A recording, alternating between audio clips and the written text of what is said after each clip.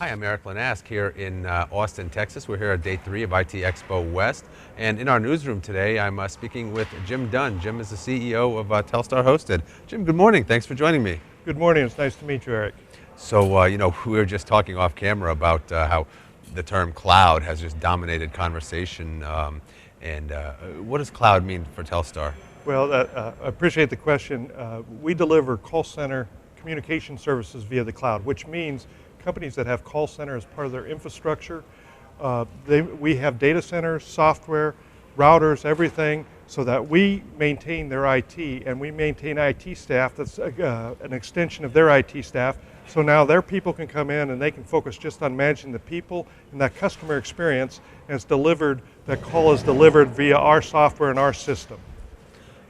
So in terms of a deployment model, what does that mean for your customers? What do they have to do? A typical customer who has a 50-seat call center, they typically have to spend close to $500,000 in CapEx. And on top of that, they have to install data centers and whatnot. And they also have to employ a lot of IT people. What we say we do is we solve CEOs' headaches. And the headache is they don't want to spend their scarce capital on call center technology. They would just as soon work with somebody else. They also are tired of having call center technology issues in their boardroom. They want to focus on their core competency. We talk about one of our case studies we talked about today is a company that's a behavioral healthcare company. These guys have changed the game because they now market via the web as opposed to direct sales, and now they have to do a virtual enrollment. So this CEO, who's a doctor, now has to have call center as part of his operations. He doesn't know anything about it, doesn't want to know anything about it. He comes and talks to us, and we help deliver that technology to them. So obviously there's a cost benefit involved, but in terms of features, new features, added features, that also has got to make it so much easier for your customers. Well, the nice thing in today's world, there's a lot of good competitors out there, sure, and a very rich feature set out there. We do it a little differently. We work with best-of-breed software providers from around the world, and we try to pick the best-of-breed for the different market niches that we serve, and we give them a choice. So so we don't have the development teams. Our software guys are able to focus really on their software, and we're able to focus on the delivery. In fact, this week, as part of this, we announced a new relationship with a partner, Vocalcom, out of France, and they're one of the largest call center software companies in the world, and we're going to be delivering their software via the cloud exclusively for the next several years in North America. So that's a little bit of a very different business model than most other contact center vendors out there. Why did you choose to go that route? We've been in the call center, most of us on our team have been in the call center business, the outsourced call center business, for over 30 years.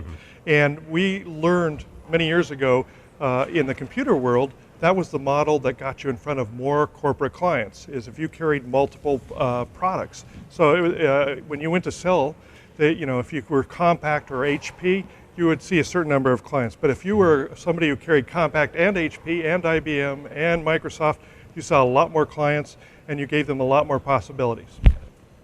And so how's that worked out for you? How's business? We've done very well. We're a group out of the DC area, and we raised money about 2.5 years ago. We are now up to 140 clients and delivering several thousand seats of call center.